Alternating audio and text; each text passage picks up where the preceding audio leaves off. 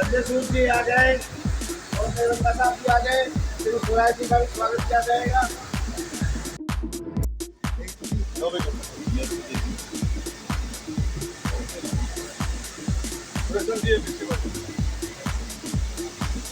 सबसे जो कमज़ोर तबका है, schedule caste, schedule tribe, backward class, अल्पसंख्यक, उनके डेवलपमेंट में जो संविधान में व्यवस्था है उसके तहत पिछले 25-26 सालों से काम कर रही है। दिल्ली की तो बात करेंगे ही करेंगे, देश के चहुमुखी विकास और भारत जहां आकर के भटक सा गया है तो उसको सही दिशा में लाने के लिए जो भारतीय संविधान में व्यवस्था दी गई है उस पर हम काम करेंगे। फिर ये जो अभी रूल आया 4 दिन पहले सुप्रीम है कि जातिगत जनगणना हो, जिससे वास्तविक जो परिस्थितियां हैं वो निकल करके देश के सामने आनी चाहिए। जब आरक्षण दिया गया है जिन वर्गों को दिया,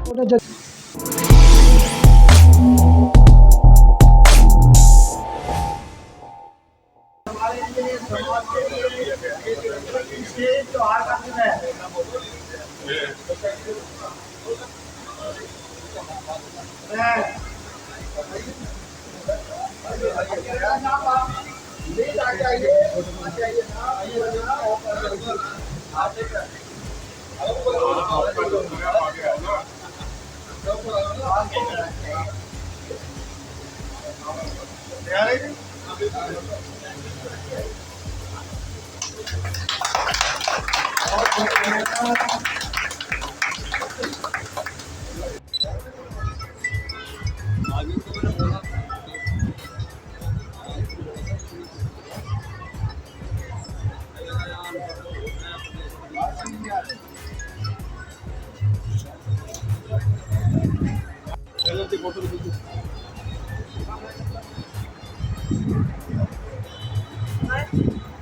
संजय सूद जी आ जाए और मेहरबान साहब भी आ जाए, फिर सुराज जी का भी स्वागत किया जाएगा।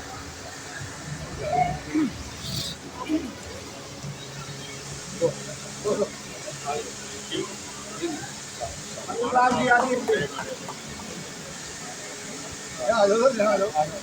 सिंधिया साहब जी,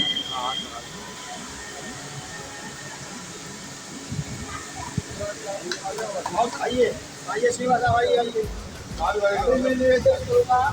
हमारे बीच में हमारे एडवोकेट दयाराम बदलिया जी भी हैं, जो कि हमारे मंच के राष्ट्रीय महासचिव हैं। मैं जगदीप चंद्र जी शिवा जी से रंगा साहब भी साथ आ जाए, हमारे सिंह साहब भाई साहब भी आप भी आ जाइए।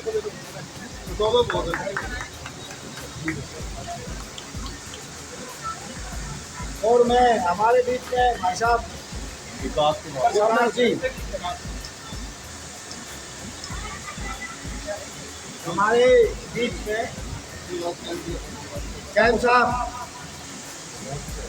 हमारे बीच में हमारे पूर्व पुलिस अधिकारी श्रीमान पूर्ण सिंह जी भी आए हुए हैं, उनका भी तहे दिल से स्वागत है। मैं कैम साहब से निवेदन करूँगा वो आए, भाई साहब का स्वागत करें, सिंह साहब का और नाम आइए।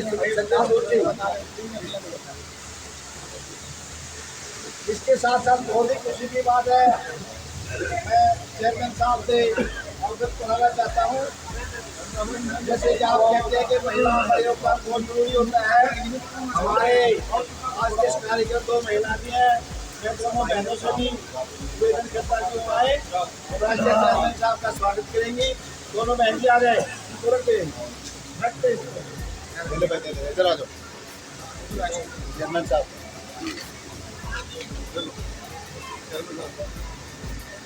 इधर आ जाओ,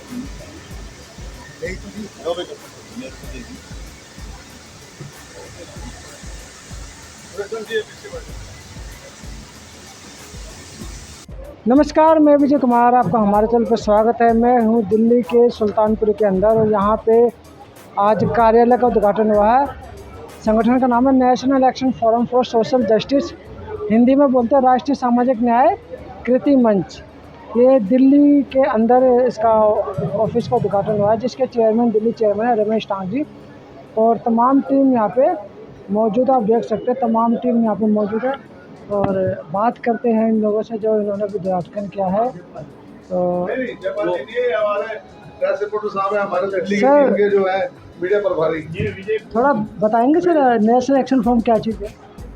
देखिए, national action forum for social justice एक राष्ट्रीय ऑर्गेनाइजेशन है जो गैर राजनीतिक है। ये समाज के सबसे जो कमज़ोर तबका है, schedule caste, schedule tribe, backward class, अल्पसंख्यक, उनके डेवलपमेंट में जो संविधान में व्यवस्था है उसके तहत पिछले 25-26 सालों से काम कर रही है। हम लोग देश के कई सरकारों को इनके डेवलपमेंट में कई दस्तावेज दे चुके हैं। भारत के तमाम दस्तावेज़ों में national action forum for social justice के द्वारा जो सुझाए गए विषय हैं, जिसमें दलितों के विकास का रोड मैप है, वो दे चुके हैं। श्री रमेश जी दिल्ली प्रदेश के चेयरमैन हैं, उन्होंने आज इस कार्यालय का उद्घाटन किया। जयपाल जी का इसमें विशेष सहयोग है, हम आभारी हैं। और ये एक मुख्य तौर पर एक मील का पत्थर साबित होगी, विशेष करके भारत की राजधानी दिल्ली में, क्योंकि भारत की राजधानी दिल्ली की ओर देश का कोई भी राज्य हो, किसी तरह का वर्ग हो, उसको उम्मीदें लगी होती है कि दिल्ली से उसके विकास की कोई योजनाएं बनेंगी। और ये अच्छी बात है कि आज दिल्ली में मंगोलपुरी में इसकी शाखा का सुल्तानपुर में इसकी शाखा का एक दिल्ली प्रदेश शाखा का कार्यालय स्थापित हुआ है। और मुझे उम्मीद है कि इसमें बैठ कर के हम दिल्ली की तो बात करेंगे ही करेंगे, देश के चहुमुखी विकास और भारत जहां आकर के भटक सा गया है तो उसको सही दिशा में लाने के लिए जो भारतीय संविधान में व्यवस्था दी गई है उस पर हम काम करेंगे। फिर ये जो अभी रूल आया 4 दिन पहले सुप्रीम कोर्ट ने जो जजमेंट दिया, उस पर क्या कहना आपको? देखिए, जो सर्वोच्च न्यायालय की खंडपीठ ने जो संवैधानिक जो विचार करने के लिए उसको जिम्मेवारी दी गई थी, तो मुझे लगता है कि उसने इस पर गंभीरता से विचार नहीं किया। आर्टिकल 341 में जो सूची दी गई है उस पर गंभीरता से विचार नहीं किया है। और एक और चिंता का कारण है कि ये चीफ जस्टिस ऑफ इंडिया की बेंच थी और उससे इस तरह का संदेश जाए देश में, वो एक बहुत चिंता का कारण है।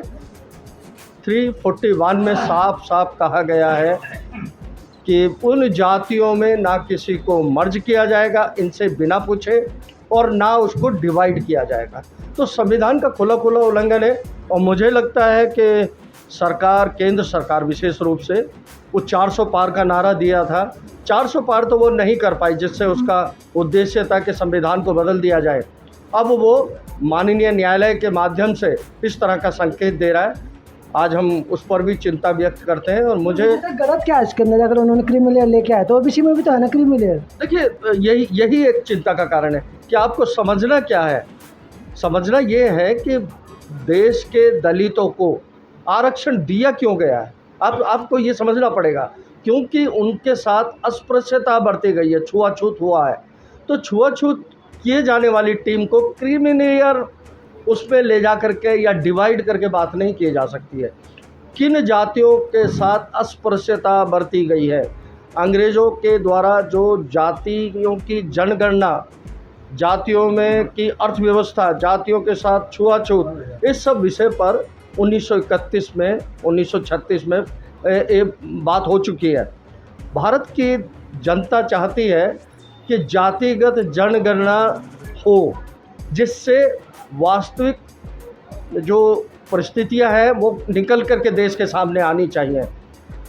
जब आरक्षण दिया गया है, जिन वर्गों को दिया गया है, क्या उन पर अत्याचार बंद हुए हैं?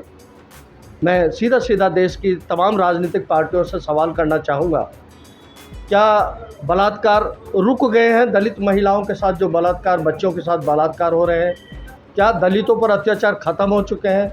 हत्याएं की जा रही हैं। और उन परिवेश में, उस परिस्थितियों में भारत का सर्वोच्च न्यायालय इस तरह के निर्णय दे, वो चिंता का कारण है, क्योंकि आपने वर्तमान में सामाजिक परिवेश पर ध्यान नहीं दिया। तो बहुत से लोगों को क्रिमिनल के बारे में मालूम भी नहीं है। वैसे क्रिमिनल क्या चीज़ है, क्यों लगाई जाती है? देखिए ये जब मंडल कमीशन आया, मंडल में ये क्रिमिनल की बात कही गई, क्योंकि उनके पास आर्थिक रूप से बहुत संपन्न लोग हैं, वो राजनीतिक रूप से बहुत संपन्न हैं, तो उनमें बैकवर्ड क्लास में और दलितों में ये अंतर है। तो इस अंतर को आप दलितों के साथ नहीं जोड़ सकते। अगर आप किसी को किसी जगह एक कट अप करना चाहते हैं, तो दलित तो पहले आपको समीक्षा करनी होगी कि उसकी परिस्थितियां क्या हैं। आप डिवाइड कर रहे हैं, उनकी शक्ति कम कर रहे हैं। और मुझे लगता है भारतीय जनता पार्टी को ये समझ में आ गया है कि दलित एक मंच पे आना शुरू हो चुके हैं, उनको ज़्यादा दिन तक बेवकूफ़ नहीं बनाया जा सकता। उससे घबरा करके इस तरह के जजमेंट आए हैं, क्योंकि बाबा साहब डॉक्टर अंबेडकर ने भी जाति को सबको इकट्ठा करके जब गांधी जी और अंबेडकर ने बैठ के अंग्रेज़ों के साथ ये समीक्षा की, तो ये सहमत थे कि इन वर्गों के साथ छुआछूत बरती गई है, उनको रिजर्वेशन के साथ राष्ट्र की मुख्य धारा में लाना है। क्या ला पाए? नहीं ला पाए। मेरा चिंता का कारण है, कांग्रेस ने कुछ दिया है, लेकिन कांग्रेस ने उतना नहीं दिया जो बाबा साहब समझते थे संविधान में दर्ज है। बीजेपी उसको पूरी तरह काटना चाह रही है, तो ये चिंता का कारण है। हम अपने समाज को बात करेंगे, चर्चा करेंगे, और हमारा समाज अभी उस स्तर पे पहुंचा नहीं है। आप हमारा संस्था जो हमारी national action forum for social justice है, वो बात करती है। 14 तारीख को हमारे जो चीफ पैटर्न महमूद पराचा जी हैं, उन्होंने एक बात कही है मीडिया से कि ज़मीन के नीचे और आसमान तक दलितों का हक पूरा देना पड़ेगा। आर्थिक रूप से आपको हमें मजबूत करना पड़ेगा, तब हम राष्ट्र की मुख्य धारा में आएंगे। आपने तो शिक्षा पर रोक लगा दी है, शिक्षा का निजीकरण कर दिया, आप शिक्षित नहीं होने देना चाहते दलितों को, फिर आर्थिक रूप से तो बहुत दूर हैं हम।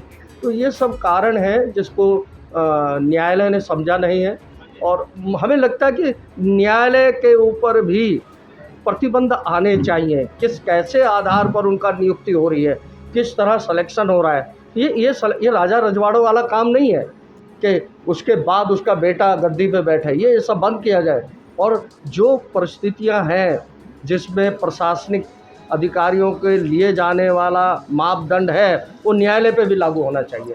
ये हमारी मांग है। ये थे नानक चंद जी, जो राष्ट्रीय चेयरमैन थे, जो नेशनल एक्शन फोरम के। तो इन्होंने आज यहाँ पे कार्यालय का उद्घाटन किया सुल्तानपुरी के अंदर, और पूरी दिल्ली की टीम यहाँ पे आई हुई है। तो अभी ऑफिस यहाँ पे बन गया, तो कोई भी दिक्कत परेशानी अगर आप लोगों को आती है तो सुल्तानपुरी में आकर आप रिटर्न डॉक्यूमेंट में अपना यहाँ पे स्टेटमेंट दे सकते हैं, और उस पर एक्शन किया जाएगा।